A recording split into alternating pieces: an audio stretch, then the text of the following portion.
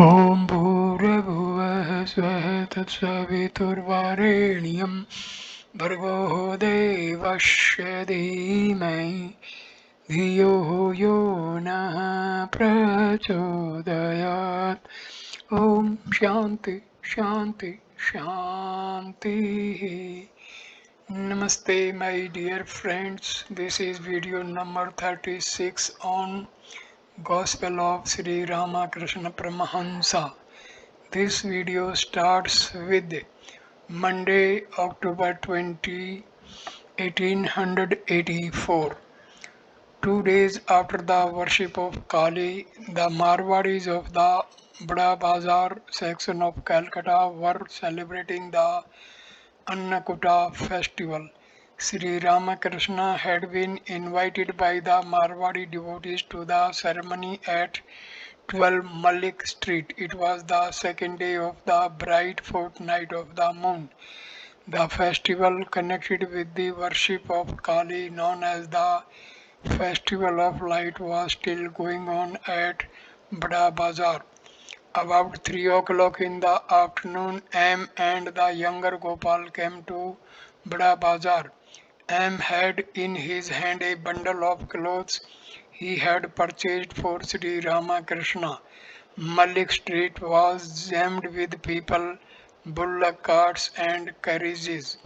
As M and Gopal approached Malik Street, they noticed Sri Ramakrishna in a carriage which could hardly move because of the jam. Baburam and Ram Chakravarti were with the master. He smiled at M and Gopal. Sri Ramakrishna alighted from the carriage. With Baburam, he proceeded on foot to the house of his host, M leading the way. They saw the courtyard of the house filled with big piles of clothes which were being loaded into bullock carts for shipment.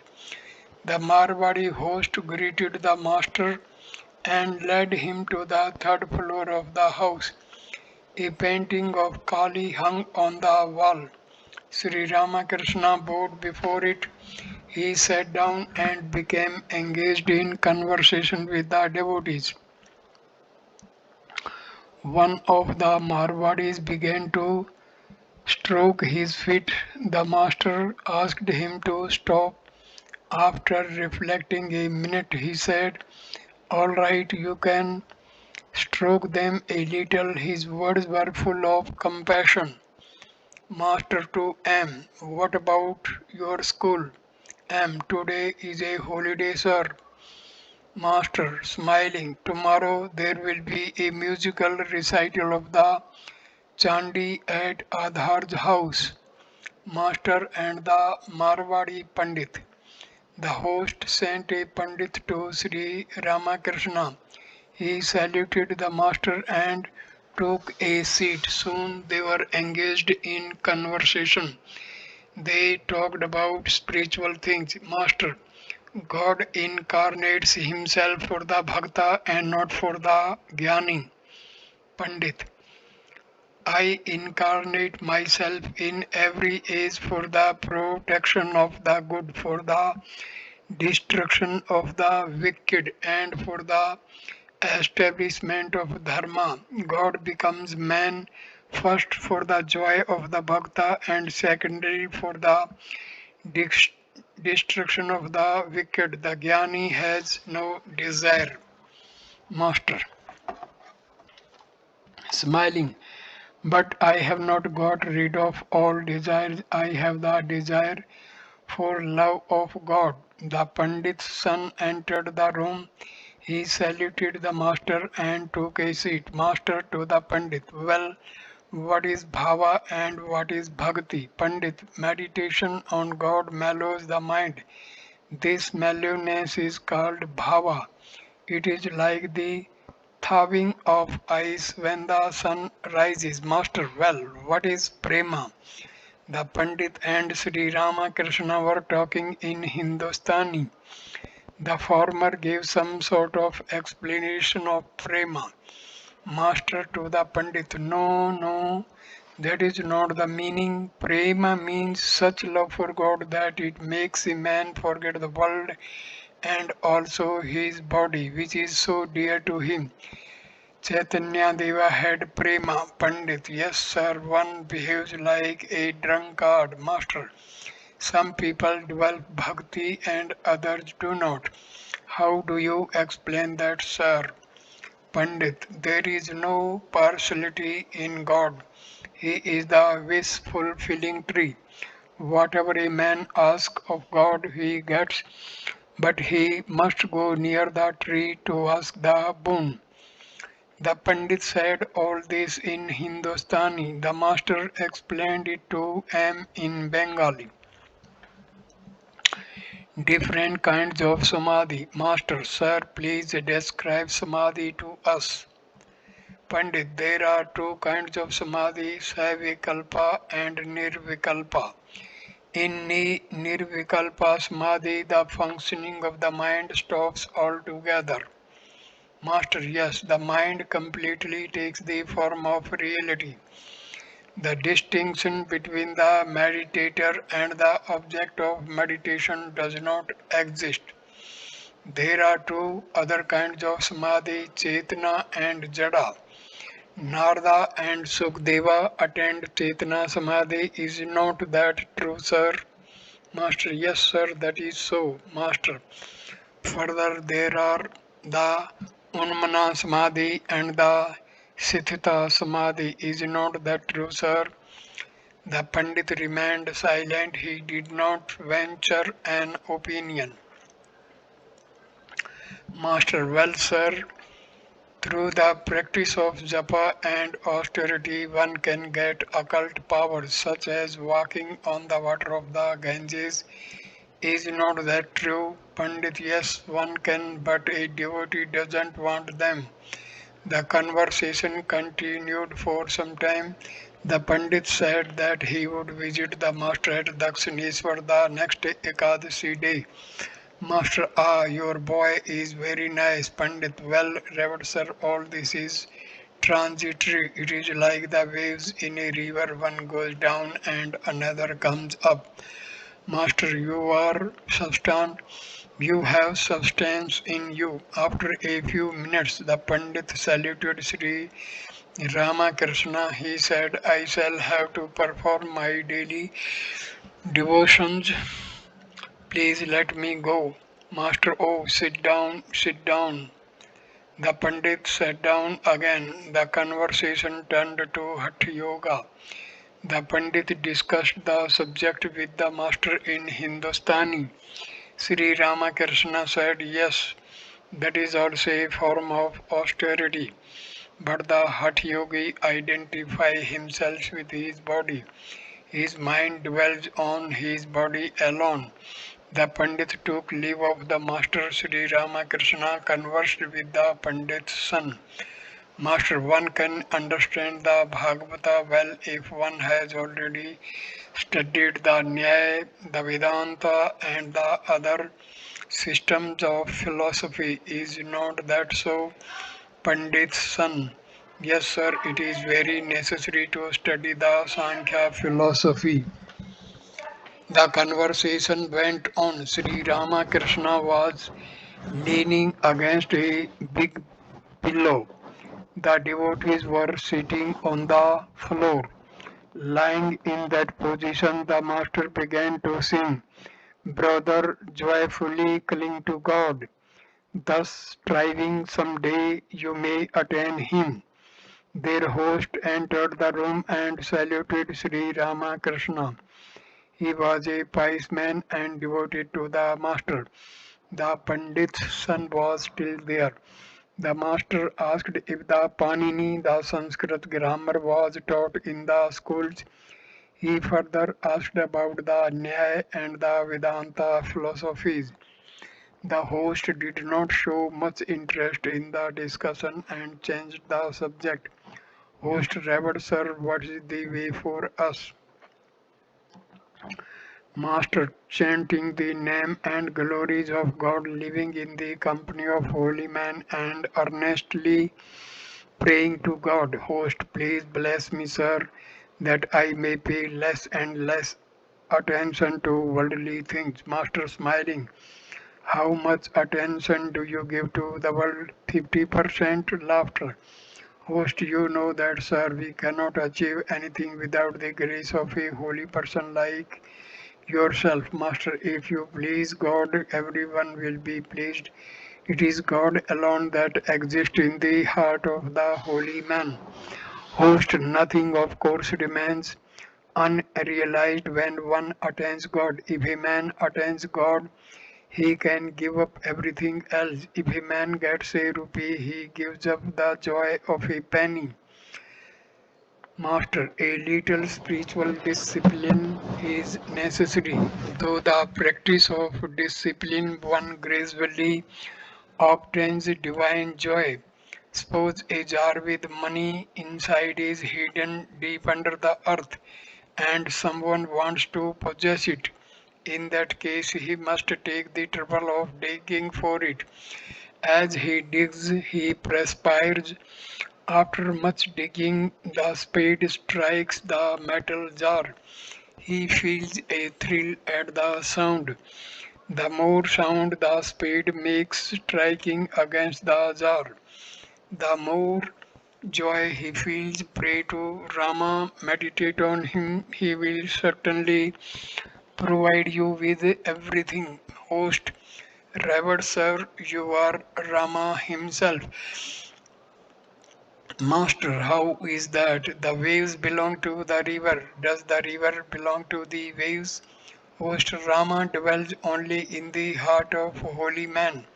He cannot be seen in any other way. There is no incarnation of God at the present time. Master smiling, how do you know there is no divine incarnation? The host remained silent. Master, all cannot recognize an incarnation. When Narada visited Rama, Rama prostrated himself before Narada and said, we are worldly creatures. How can we be sanctified unless holy men like you visit us? Further, Rama went into exile in the forest to redeem his father's pledges. He saw that since hearing of the exile, the rishis of the forest had been fasting. Many of them did not know that Rama was none other than the Supreme Brahma.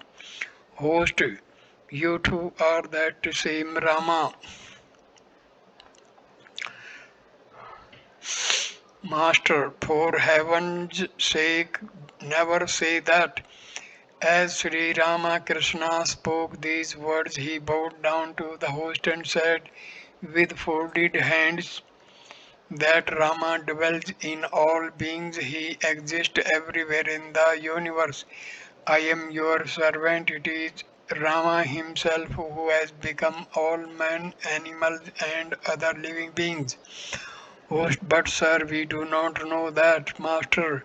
Whether you know it or not, you are Rama. Host, you are free from love and hatred. Master, how so? I engaged a carriage to bring me to Calcutta and advanced the coachman 3 annas. But he did not turn up. I became very angry with him. He is a very wicked man. He made me suffer a lot. Sri Ramakrishna was resting. The Marwadi devotees had been singing bhajan on the roof. They were celebrating the Krishna festival. Arrangements had been made for worship and food offering. As the host's request, the master went to see the image. He bowed down before the deity. Sri Ramakrishna was profoundly moved as he stood before the image. With folded hands he said, O Govinda, thou art my soul, thou art my life. Victory to Govinda, hallowed be the name of Govinda. Thou art the embodiment of Satchitananda, O Krishna. O Krishna, Krishna is knowledge. Krishna is mind, Krishna is life, Krishna is soul, Krishna is body, Krishna is caste, Krishna is family. O Govinda, my life and soul. Uttering these words, Sri Ramakrishna went into Samadhi. He remained standing. Ram Chatterjee spotted him.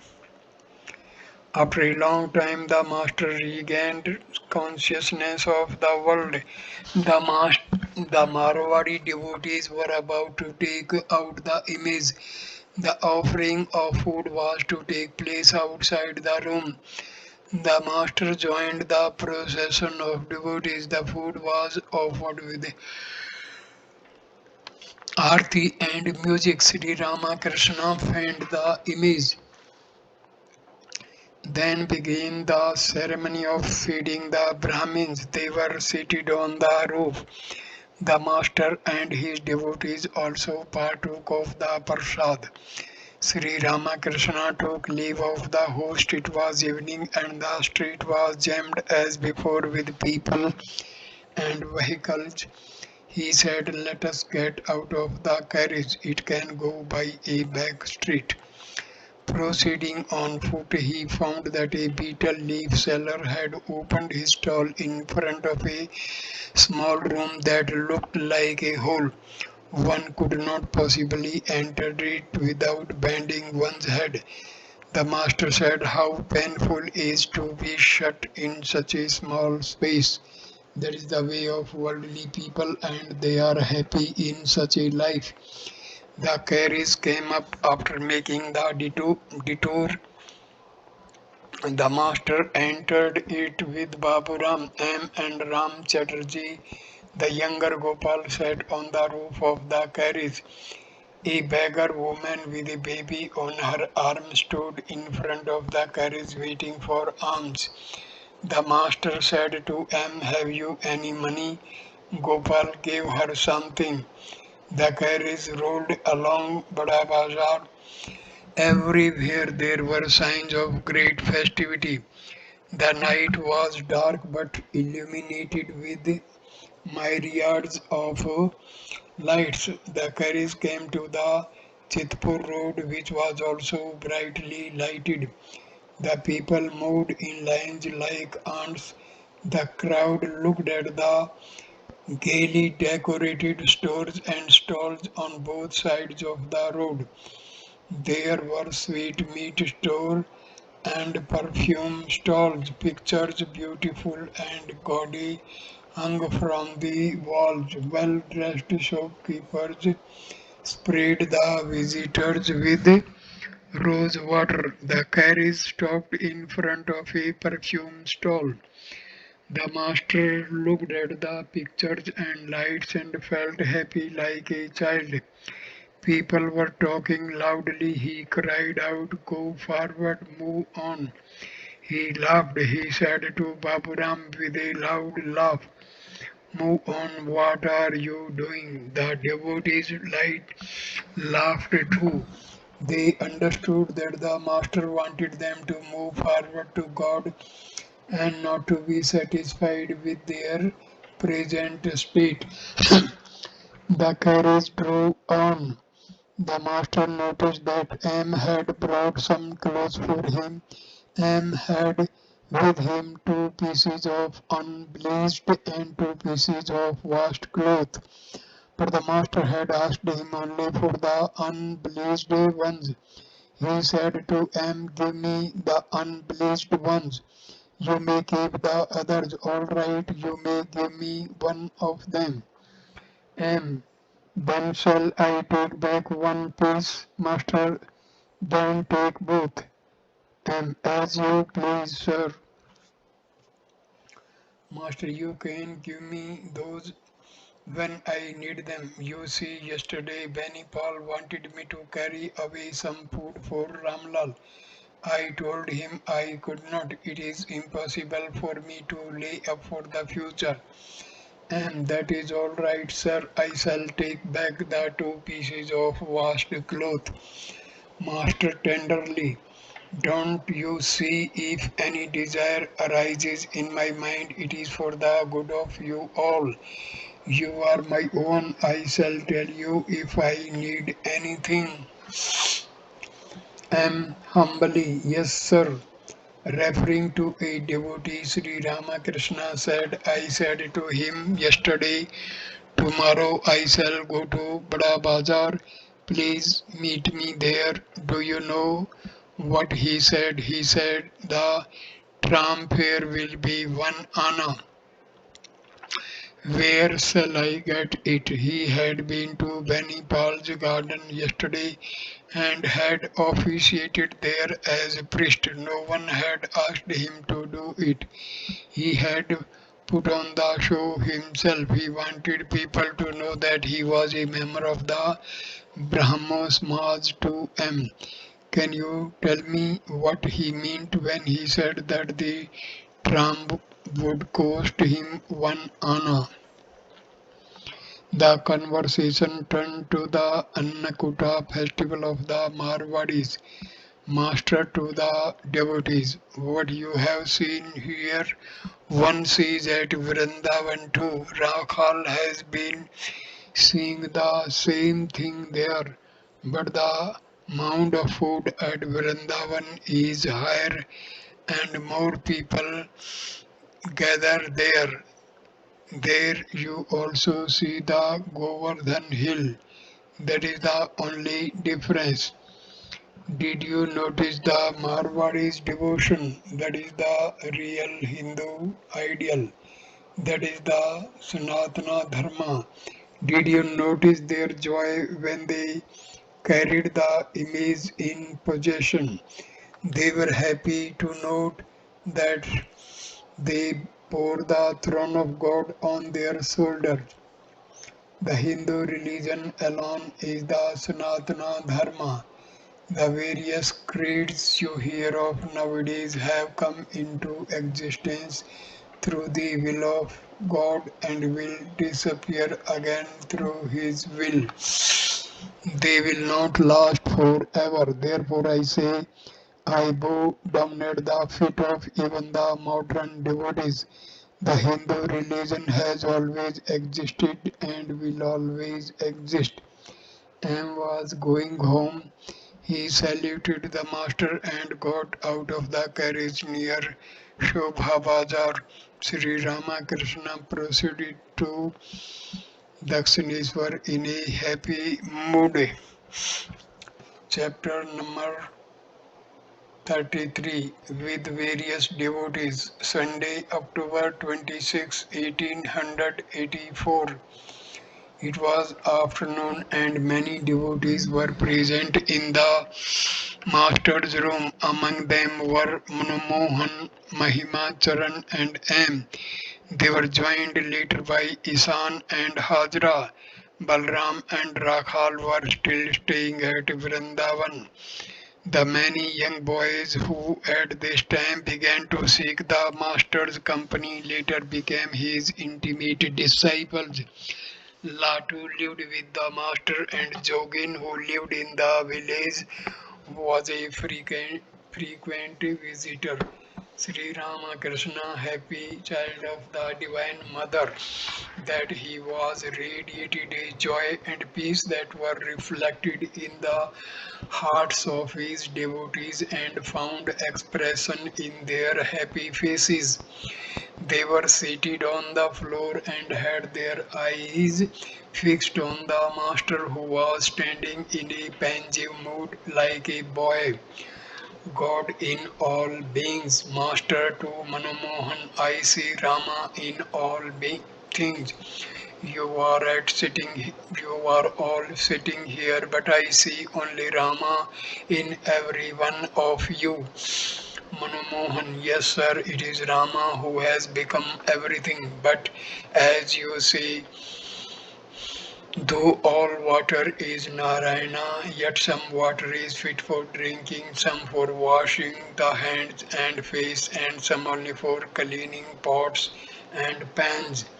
Master, it is true, but I see that it is God Himself who has become everything, the universe and its living beings. Presently, the Master sat down on the small couch near his bed. Master to Mahima Charan, there is no question of my being truthful, but I develop, but must I develop a mania for it? If I once say that I shall not eat, then it is impossible for me to eat, even if I am hungry. Again, if I ask a particular man to take my water jug to the pine grove, he alone must carry it. If another man carries it, he will have to take it back. What a fix I am in. Is there no way out of it? Besides, I can't carry anything with me, neither food nor betel leaf. For that means laying up for the future. I can't carry a little clay in my hand. Just then a man entered the room and told the master that Herda was waiting to see him in Jadoo Malik's garden near the gate. The master said to the devotees, I shall have to see Herda. Please don't leave the room. He put on his slippers and went towards the east gate of the temple garden. Am accompanying him. The road through the garden was covered with red brick dust. The manager of the temple, who was standing on the road, saluted Sri Ramakrishna. The master passed the north entrance of the temple compound where the bearded sentries sat. On his left he passed the Kuthi, the building used by the proprietors of the temple. Then he walked on down the road, which was lined on both sides with flowering trees, passing the reservoir on his right, and went outside the temple garden. He found Herday waiting for him near the gate of Jadoo Malik's garden. God in all beings. At the sight of the master, Herday, who had been standing there with folded hands, prostrated himself before him. When the master told him to get up, he rose and began to cry like a child. How strange! Tears also appeared in the master's eyes. He wiped them away with his hands. Herday had made him suffer endless agonies, yet the master wept for him. Master, why are you here now? Herday weeping. I have come to see you. To whom else shall I tell my sorrows? Sri Ramakrishna smiled and said to him by way of consolation, one cannot avoid such sorrows in the world. Pleasure and pain are inevitable in worldly life, pointing to M. That is why they come here now and then. They get peace of mind by hearing about God. What is your trouble? Hear the weeping. I am deprived of your company, and so I suffer. Master, why was it not you who said to me, you follow your ideal and let me follow mine? Here the yes, I did say that, but what did I know? Master, I shall say goodbye to you now. Come another day and we shall talk together. Today is Sunday and many people have come to see me. They are waiting in my room. Have you had a good crop in the country here? That it is not bad. Master, let me say goodbye. Come another day. Herday again prostrated himself before the master, who started back to his room with M. Master to M. He tormented me as much as he served me. When my stomach trouble had reduced my body to a couple of bones and I could not eat anything, he said to me one day, look at me how well I eat. You have just taken a fancy that you can't eat. Again he said, you are a fool. If I were not living with you, where would your profession of holiness be? One day he tormented me so much that I stood on the embankment ready to give up my body by jumping into the Ganges, which was then at flood tide, and became speechless at these words of the master. For such a man he had shed tears a few minutes before. Master to M. Well, he served me a great deal. Then why should he have fallen on such evil days? He took care of me like a parent bringing up a child. As for me, I would remain unconscious of the world day and night. Besides, I was ill for a long time. I was completely at his mercy and did not know how to answer Sri Ramakrishna, so he kept silent. Sri Ramakrishna returned to his room and sat on the small couch. The devotees had been waiting for him eagerly. Several devotees from Nagar had arrived. One of them came forward to question the master. Bhava and Mahabhava devotees, sir, we hear that you go into Samadhi and experience ecstasy. Please explain why and have you get into that mood. Master Sri Radha used to experience Mahabhava. If any of her companions wanted to touch her while she was in that state, another of them would say, please do not touch that body, the playground of Sri Krishna. Krishna is now sporting in her body. It is not possible to experience Bhava or Mahabhava without the realization of God. When a fish comes up from a great depth, you see a movement on the surface of the water, and if it is a big one, there is much splashing about.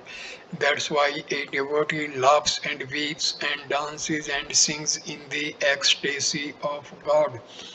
One cannot remain in bhava very long. People take a man to be crazy if he sits before a mirror and looks at his face all the time. Discipline for God vision. Devotee, sir, we hear that you see God. If you do, please show him to us. Master, everything depends on God's will. What can a man do? While chanting God's name, sometimes tears flow and at the other time the eyes remain dry. While meditating on God, some days I feel a great deal of inner awakening and some days I feel nothing. A man must work, only then can he see God. One day in an exalted mood I had a vision of the Haldapukur. I saw a low-caste villager drawing water after pushing aside the green scum. Now and then he took up the water in the palm of his hand and examined it. In that vision, it was revealed to me that the water cannot be seen without pushing aside the green scum that covers it. That is to say, one cannot develop love of God or obtain his vision without work. Work means meditation, japa, and the like. The chanting of God's name and glories is work too. You may also include charity, sacrifice, and so on. If you want butter, you must let the milk turn to curd. It must be left in a quiet place. When the milk becomes curd, you must work hard to churn it. Only then can you get butter from the milk. Futility of mere study. Mahima Charan, that is true, sir. Work is certainly necessary. One must labor hard. Only then does one succeed. There is so much to read. The scriptures are endless. Master to Mahima Charan, how much of the scriptures can you read? What will you gain by mere reasoning? Try to realize God before anything else. Have faith in the Guru's words and work. If you have no Guru, then pray to God with a longing heart. He will let you know what He is like. What will you learn of God from books? As long as you are at a distance from the marketplace, you hear only an indistinct roar. But it is quite different when you are actually there. Then you hear and see everything distinctly. You hear people saying, "Here are your potatoes, take them and give me the money." From a distance, you hear only the rumbling noise of the ocean.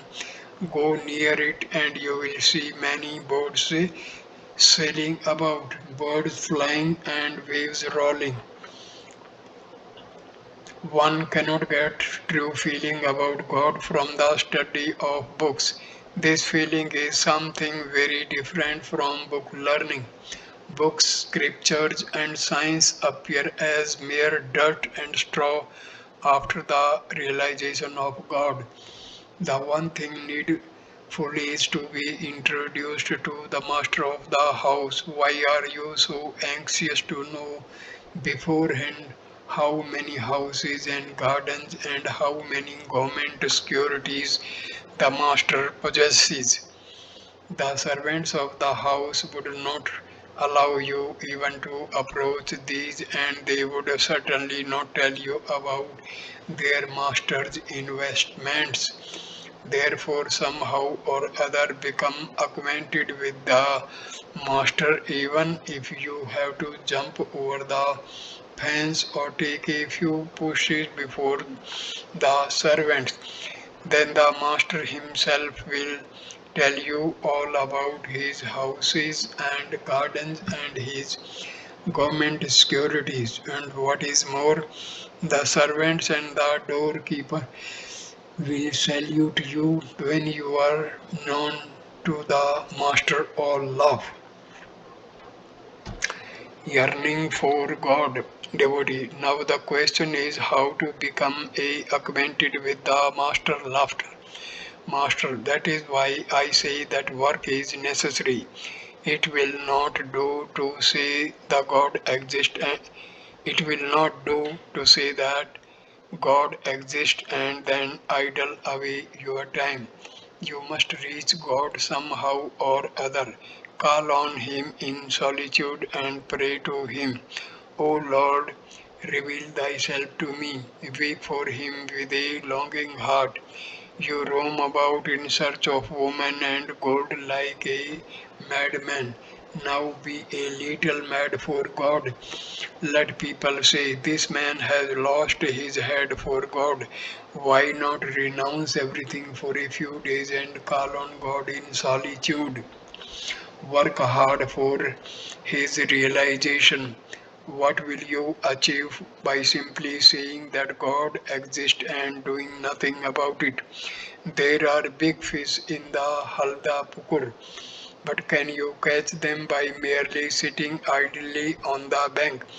Prepare some spiced bait and throw it into the lake. Then the fish will come from the deep water and you will see ripples that will make you happy. Perhaps a fish will jump with a splash and you will get a glimpse of it. Then you will be so glad. Milk must be turned to curd and the curd must be churned. Only then will you get butter to Mahima. What a nuisance! Someone must show God to a man while he himself sits idly by all the while. Someone must extract the butter and hold it in front of his mouth. Oh love, what a bother! Someone else must catch the fish and give it to him. A man wanted to see the king. The king lived in the inner court of the palace, beyond 7 gates. No sooner did the man pass the first gate than he exclaimed, "Oh, where is the king?" But there were 7 gates, and he must pass them one after another before he could see the king. Mahima Charan, by what kind of work can one realize God, Master? It is not that God can be realized by this work or not by that. The vision of God depends on His grace. Still, a man must work a little with longing for God in his heart. If he has longing, he will receive the grace of God. Favorable conditions for realization of God.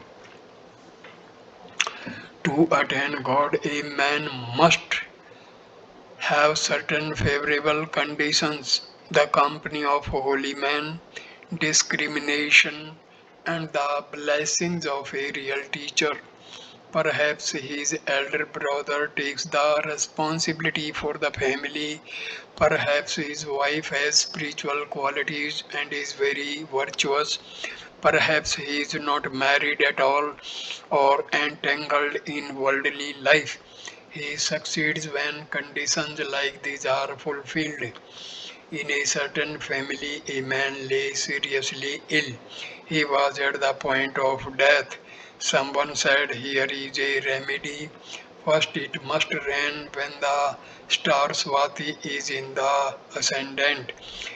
Then some of that rainwater must collect in a human skull. Then a frog must come there and a snake must chase it. And as the frog is about to be beaten by the snake, it must jump away and the poison of the snake must drop into the skull. You must prepare a medicine from this poison and give it to the patient. Then he will live." The head of the family consulted the almanac about the star and set out at the right moment. With great longing of heart, he began to search for the different ingredients. He prayed to God, "O Lord, I shall succeed only if you bring together all the ingredients." As he was roaming about, he actually saw a skull lying on the ground. Presently there came a shower of rain. Then the man exclaimed, "O gracious Lord, I have got the rainwater under Swati and the skull too.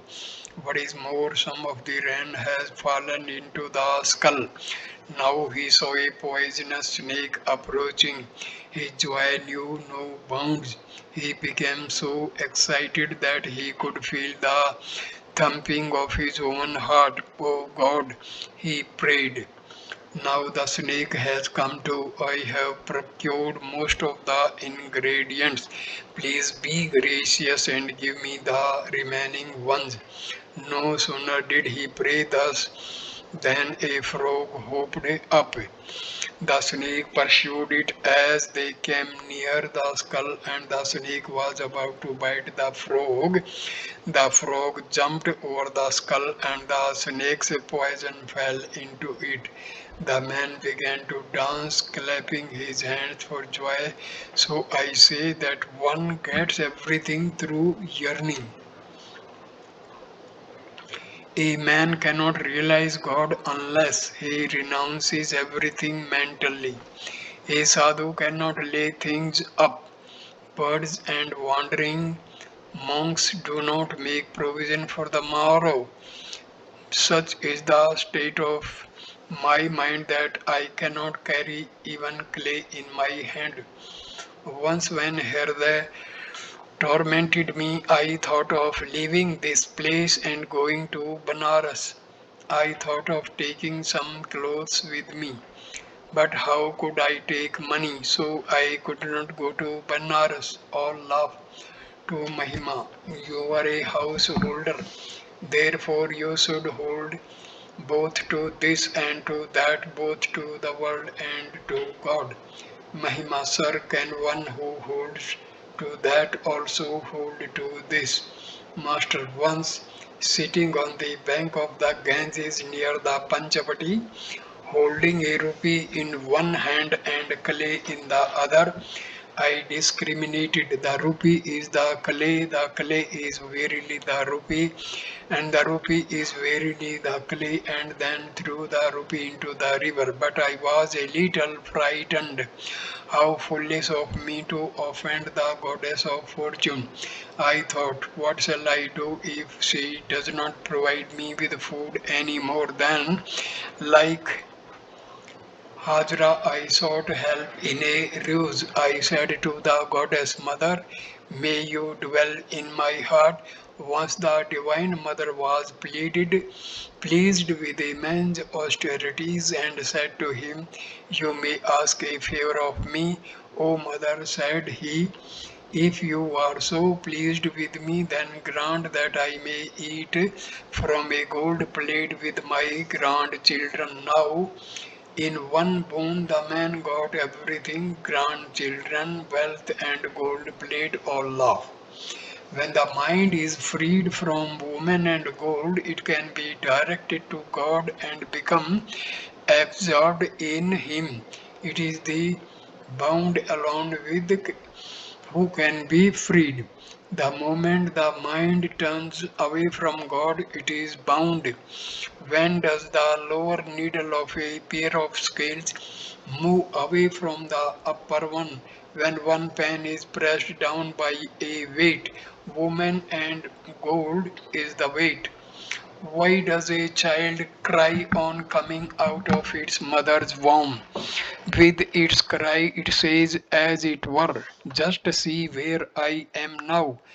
In my mother's womb, I was meditating on the lotus feet of God, but see where I am now. To Mahima, you should renounce mentally, live the life of a householder in a spirit of detachment. Mahima, can a man live in the world if his mind is once directed to God? See God in the world, Master. Why not? Where will he go away from the world? I realize that wherever I live, I am always in the Ayodhya of Rama. This is whole world. This whole world is Rama's Ayodhya. After receiving instruction from his teacher, Rama said that he would renounce the world. Dasartha sent the sage Vasishtha to Rama to dissuade him. Vasishtha found him filled with intense renunciation. He said to Rama, first of all, reason with me, Rama. Then you may leave the world. May I ask you if this world is outside God? If that is so, then you may give it up. Rama found that it is God alone who has become the universe and all its living beings. Everything in the world appears real on account of God's reality behind it. Thereupon Rama became silent. In the world, a man must fight against passions like lust and anger, against many desires, against attachment. It is convenient to fight from inside a food from his own home. At home, he gets his food and the other help from his wife. In the Kali Yuga, the life of a man depends entirely on food. It is better to get food at one place than to knock at seven doors for it. Living at home is like facing the battle from a fort. Live in the world like a cast off leaf in a gale. Such a leaf is sometimes blown inside a house and sometimes to a rubbish heap. The leaf goes wherever the wind blows, sometimes to a good place and sometimes to a bad. Now God has put you in the world, that is good. Stay here. Again, when He lifts you from here and puts you in a better place, that will be time enough to think about what to do then. God has put you in the world. What can you do about it? Resign everything to Him. Surrender yourself at His feet. Then there will be no more confusion. Then you will realize that it is God who does everything. All depends on the will of Rama. Story of the will of Rama. A devotee. What is that story about the will of Rama? Master. In a certain village there lived a weaver. He was a very pious soul. Everyone trusted him and loved him. He used to sell his goods in the marketplace. When a customer asked him the price of a piece of cloth, the weaver would say, by the will of Rama, the price of the yarn is 1 rupee and the labor 4 annas. By the will of Rama, the profit is 2 annas. The price of the cloth by the will of Rama is 1 rupee and 6 annas. Such was the people's faith in the weaver, and the customer would at once pay the price and take the cloth. The weaver was a real devotee of God. After finishing his supper in the evening, he would spend long hours in the worship hall of meditation on God and chanting his name and glories. Now, late one night, the weaver would not get to sleep. He was sitting in the worship hall, smoking now and then, when a band of robbers happened to pass that way. They wanted a man to carry their goods and said to the weaver, come with us. So saying, they led him off by the hand. After committing a robbery in a house, they put a load of things on the weaver's head, commanding him to carry them. Suddenly the police arrived and the robbers ran away, but the weaver with his load was arrested. He was kept in the lockup for the night. Next day he was brought before the magistrate for trial. The villagers learnt what had happened and came to court. They said to the magistrate, your honor, this man could never commit a robbery. Thereupon the magistrate asked the weaver to make his statement. The weaver said, your honor, by the will of Rama, I finished my meal at night. Then by the will of Rama, I was sitting in the worship hall. It was quite late at night by the will of Rama. By the will of Rama, I had been thinking of God and chanting his name and glories, when by the will of Rama, a band of robbers passed that way. By the will of Rama, they dragged me with them. By the will of Rama, they committed a robbery in a house, and by the will of Rama, they put a load on my head. Just then, by the will of Rama, the police arrived, and by the will of Rama, I was arrested. Then, by the will of Rama, the police kept me in the lockup for the night, and this morning, by the will of Rama, I have been brought before your honor. The magistrate realized that the weaver was a pious man and ordered his release. On his way home, the weaver said to his friends, by the will of Rama, I have been released. Whether a man should whether a man should be a householder or a monk depends on the will of Rama. Surrender everything to God and do your duties in the world. What else can you do? A clerk was once sent to prison. After the prison term was over, he was released. Now, what do you think he did? Cut capers or do his old clerical work? If the householder becomes a Jivan Mukta, then he can easily live in the world if he likes. A man who has attained knowledge does not differentiate between this place and that place. All places are the same to him. he who thinks of that place and also thinks of this place. Master's first meeting with Kesab. When I first met Kesab at Jayagopal's garden house, I remarked he is the only one who has dropped his tail. At this people laughed. Kesab said to them, "Don't laugh. There must be some meaning in his words. Let us ask him." Thereupon I said to Kesab, "The tadpole, so long as it has not dropped its tail, lives only in the water. It cannot move about on dry land, but as soon as it drops its tail, it hops out on the bank. Then it can live without live both on land and in water. Likewise, as long as a man has not dropped his tail of ignorance, he can live only in the water of the world. But when he drops his tail, that is to say, when he attains the knowledge of God, then he can roam about as a free soul or live as a householder if he likes." Mahimacharn and the other devotees remained spellbound listening to the master's words. Master and Devendra Tagore. Master, once I visited Devendra Nath Tagore with Mathur Babu. I said to Mathur, "I have heard that Devendra Tagore thinks of God. I should like to see him."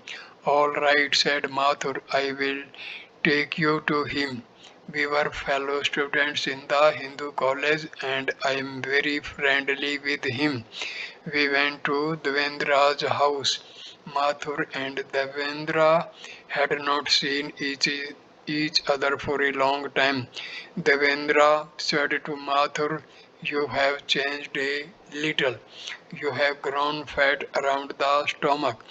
Mathur said, referring to me, "He has come to see you. He is always mad about God." I wanted to see Devendra's physical marks and said to him, "Let me see your body." He pulled up his shirt and I found that he had very fair skin, tinted red. His hair had not yet turned grey.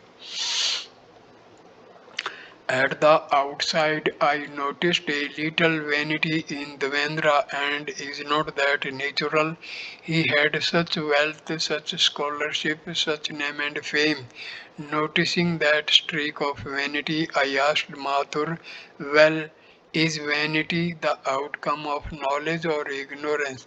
Can a knower of Burma have such feeling as, 'I am a scholar, I am a jnani, I am a rich'?" While I was talking to Devendra, I suddenly got into that state of mind in which I can see a man as he really is.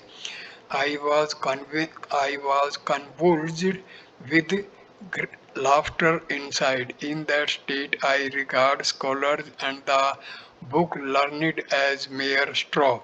If I see that a scholar has no discrimination and renunciation, I regard him as a worthless straw.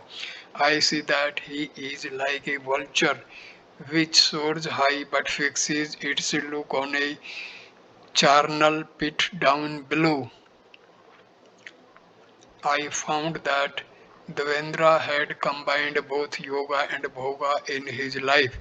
He had a number of children, all young. The family physician was there. Thus, you see, though he was a jnani, yet he was preoccupied with worldly life. I said to him, "You are the King Janka of this Kali Yuga," holding to one as well as the other. He drank his milk from a brimming cup.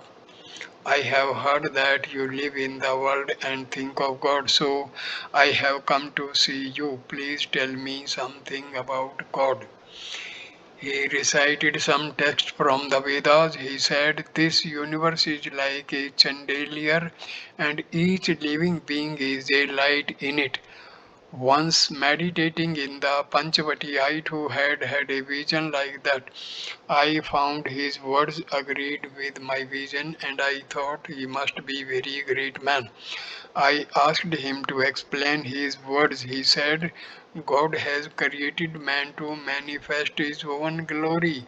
Otherwise, who could know this universe? Everything becomes dark without the lights in the chandelier. One cannot even see the chandelier itself. We talked a long time. Devendra was pleased and said to me, you must come to our Brahmos Maj festival.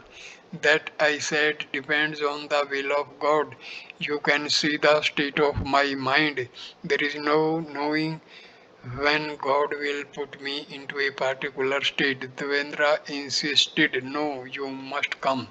But put on your clothes and wear a shawl over your body. Someone might say something unkind about your untidiness, and that would hurt me.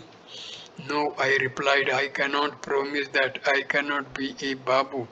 Devendra and Mathur laughed. The very next day, Mathur received a letter from Devendra forbidding me to go to the festival. He wrote that it would be ungentlemanly of me not to cover my body with a shawl or laugh. Colonel Vishwanath. There is another big man, Captain. Though a man of the world, he is a great lover of God. To Mahima, talk to him sometime. He knows the Vedas, the Vedanta, the Bhagavata, the Gita, the Adhyatma Ramayana, and other scriptures by heart. You will find that out when you talk. You will find that out when you talk to him. He has great piety.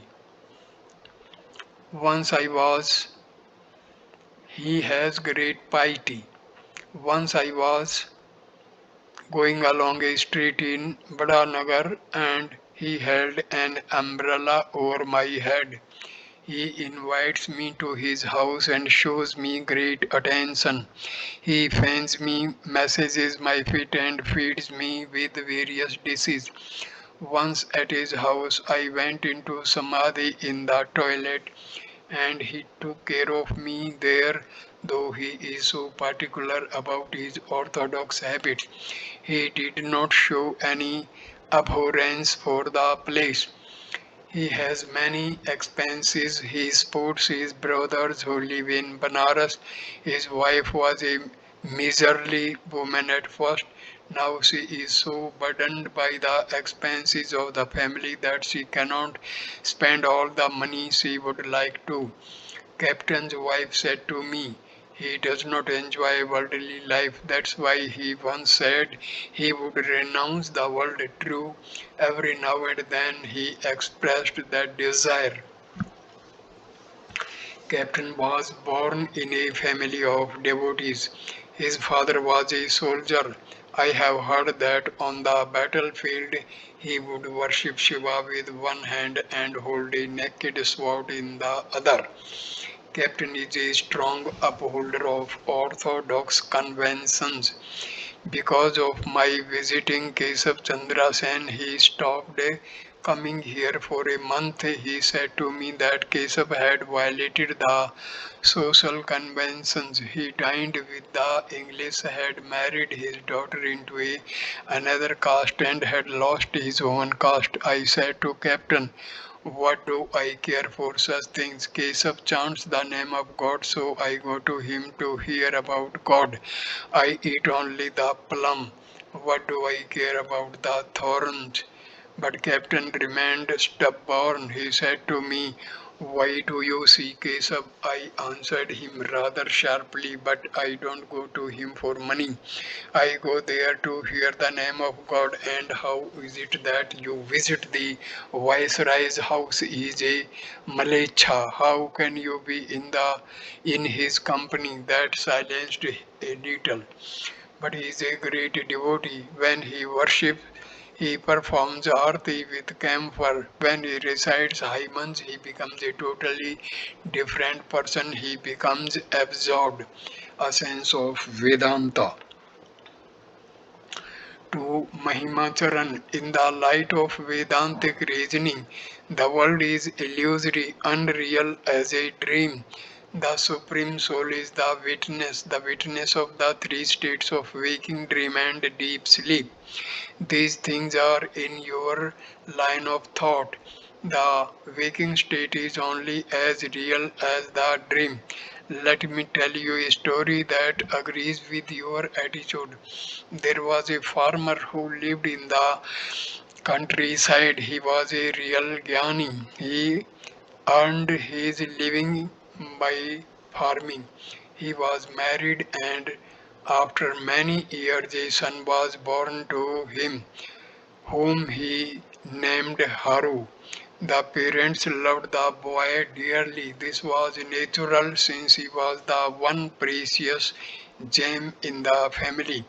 On account of his religious nature, the farmer was loved by the villagers. One day he was working in the field when a neighbor came and told him that Haru had had an attack of cholera. The farmer at once returned home and arranged for treatment for the boy, but Haru died. The other members of the family were grief-stricken, but the farmer acted as if nothing had happened. He consoled his family and told them that grieving was futile. Then he went back to his field. On returning home, he found his wife weeping even more bitterly. She said to him, "How heartless you are! You have not shed one tear for the child." The farmer replied quietly, "Shall I tell you why I have not wept? I had a very vivid dream last night. I dreamed I had become a king. I was the father of 8 sons and was very happy with them. Then I woke up. Now I am greatly perplexed. Should I weep for those 8 sons or for this one Haru?" The farmer was a Jnani, therefore he realized that the waking state is as unreal as the dream state.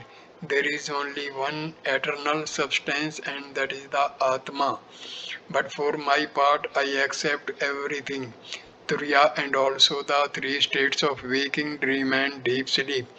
I accept all three states. I accept all Brahma and also Maya, the universe and its living beings. If I accepted less, I should not get the full weight. A devotee. The full weight, how is that? All love. Qualified Advaita Master. Brahma is qualified by the universe and its living beings. At the beginning, while following the method of not this, one has to eliminate the universe and its living beings. But as long as I consciousness remains, one cannot but feel that it is God Himself who has become everything. He alone has become the 24 cosmic principles. When a man speaks of the essential part of the bell fruit, me- he means its flesh only and not the seeds and shell. But if he wants to speak of the total weight of the fruit, it will not do for him to weigh only the flesh. He must accept the whole thing, seeds and shell and flesh. Seeds and shell and flesh belong to one and the same fruit. Syn- Synthesis of Sankara and Ramanuja. The Nitya and the Leela belong to the same reality. Therefore, I accept everything, the relative as well as the absolute. I don't explain away the world as Maya. Were I do, were, were I to do that, I should get short weight. Mahimachan, it is good synthesis from the absolute to the relative and from the relative to the absolute. Master, the Gyanis regard everything as illusory, like a dream, but the Bhaktas accept all the states. The milk flows only in rivulets from the Gyani, all love. There are some cows that pick and choose their fodder, and their milk flows only in rivulets. But cows that don't discriminate so much and eat whatever they get give milk in torrents. A superior devotee of God accepts both the absolute and the relative. Therefore, he is able to enjoy the divine even when his mind comes down from the absolute. Such a devotee is like the cows that gives milk in torrents or love. Mahima. But the milk of a cow that eats without discrimination smells a little. Laughter. Master with a smile, that is true, no doubt. Therefore, that milk should be boiled. One should boil such milk over the fire a little while. There will be no smell whatever if you boil the milk over the fire of knowledge or love. At this point, I conclude this video. Next video number 37 will start with chapter number 33, explanation of Om. Namaskar.